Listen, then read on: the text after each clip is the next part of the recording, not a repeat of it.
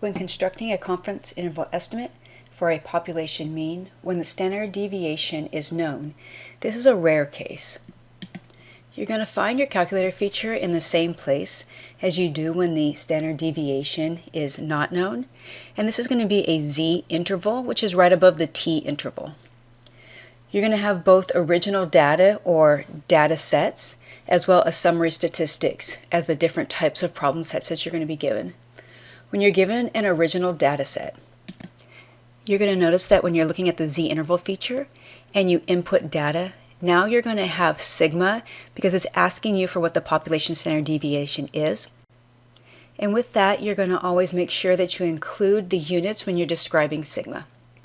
Regardless of which list you enter your data set, you need to make sure you describe what that data is with the units when describing this for your calculator feature on your work submission.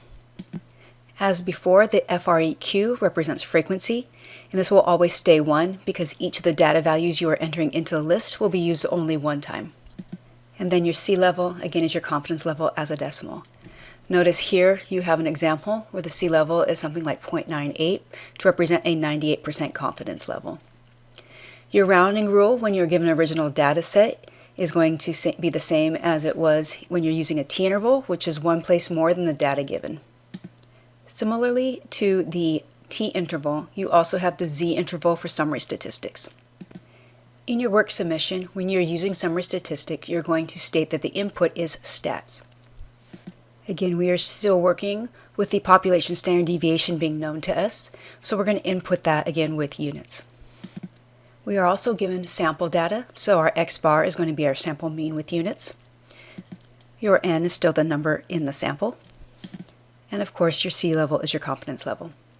Your rounding rule with summary statistics is going to be that the confidence interval limits are going to be the same number of decimals as the sample mean. Notice how your rounding rules for original data and summary statistics are the same for z-interval as they are for the t-interval calculator features. The only difference between the two calculator features is whether the population standard deviation is known to you or not.